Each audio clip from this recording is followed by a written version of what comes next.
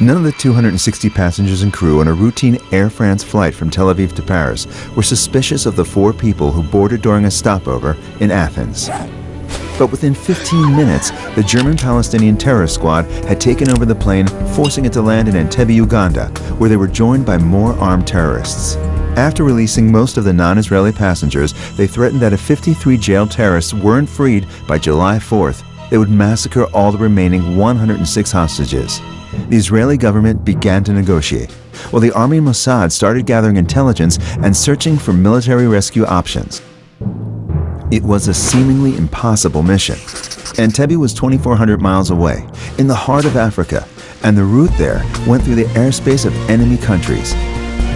Even if Israeli commandos could make it there unharmed, they would have to operate in unfamiliar surroundings with limited intel.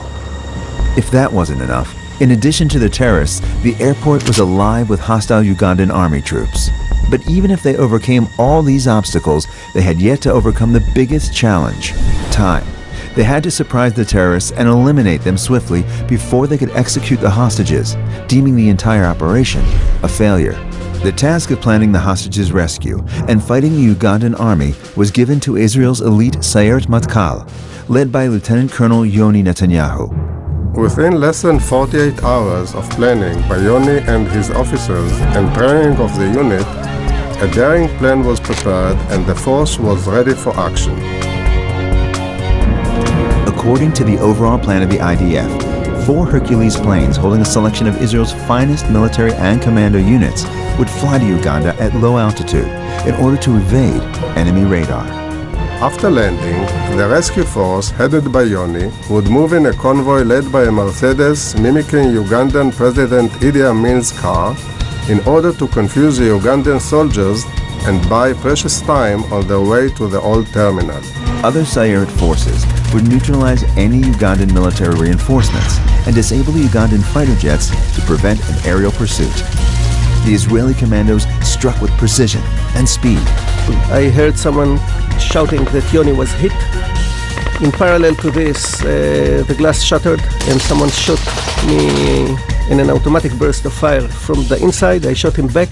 At the same time, my commander catched up with me. I turned left and killed another 2 terrorists. Within 15 seconds, 4 terrorists were dead and the whole operation was secured. Within less than an hour since landing, the hostages were on board the planes on their way home. Despite the heroic efforts of the medical team, Yoni died of his wounds. The bold operation amazed the world and gave hope to Jews across the globe. During my 9 years in prison, each time I heard an airplane in the skies of Ural, I thought about Entebbe, and I knew that a day will come when an Israeli airplane will take me home. Yoni, an unknown hero until the operation, was mourned by the entire nation and became a legacy of courage, commitment, and leadership for generations of Israeli commanders.